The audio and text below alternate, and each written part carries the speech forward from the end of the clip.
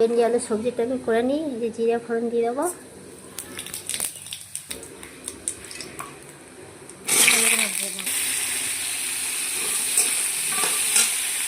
আলুটা হালকা ভাজা হয়েছে, এবার আমি হলুদ গুঁড়োটা দিয়ে দেবো। এবার আমি টমেটোটা দিয়ে দেবো।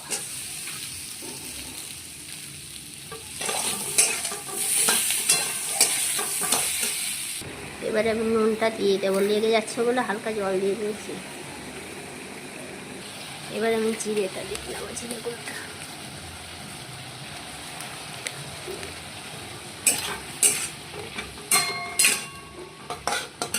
ধনে গুঁড়োটা দিয়ে দেবো।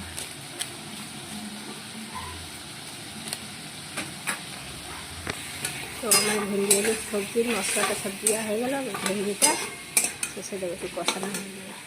মশলাটা আমার কষানো হয়ে এসছে, এবার আমি ভেন্ডিটা দিয়ে দেবো।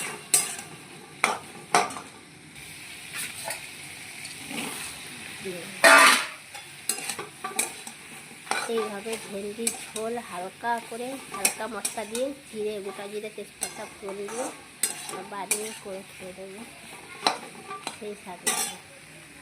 দেখি সবজিটা কত কষানো হবে।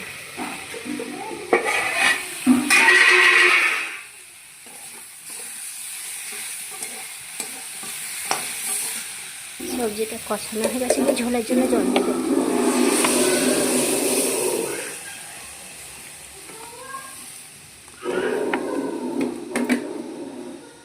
ঝোলের জন্য জল দিয়ে নিয়েছি, আর ঝোলটা ফুটে উঠলে নামিয়ে নেব।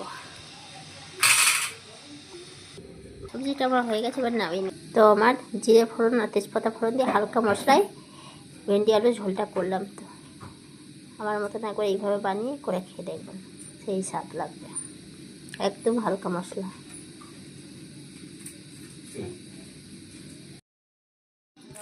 ডিমের পোস্ট বানিয়ে নিই। তখন ডিমের পোস্তটা হয়ে গেল। ভুজিয়া করে নিলাম, ভেন্ডি আলুর ঝোল আর ডিমের ভুজিয়াও। তাহলে এখানে নিয়েছি ডিমের ভুজিয়া, ভেন্ডি আলুর সবজি, আর 2 টুকরো পেঁয়াজ আর শসা কুচানো। চলো তাহলে যে ভেন্ডি আলুর সবজিটা কেমন হয়েছে খেয়ে বলছি। বসে পড়লাম খেতে ভেন্ডি আলুর সবজি দিয়ে।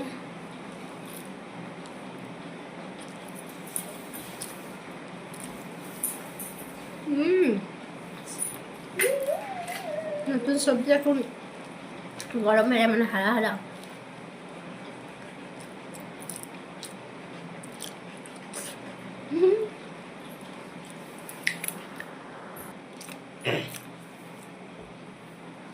ডিম ভুজিয়া তো আমার সেই স্বাদ লাগে। ডিম ভুজিয়া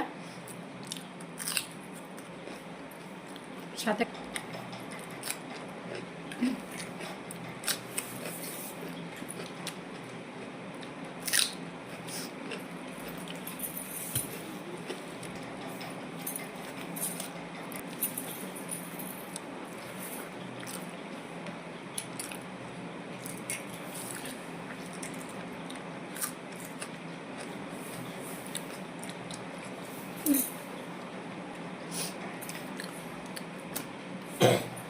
Salah ni benda tu je.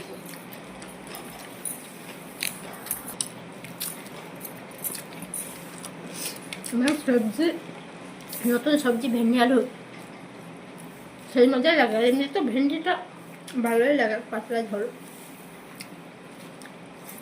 আর কেমন লাগে জানি না, আমার তো খুব ভালো লাগে।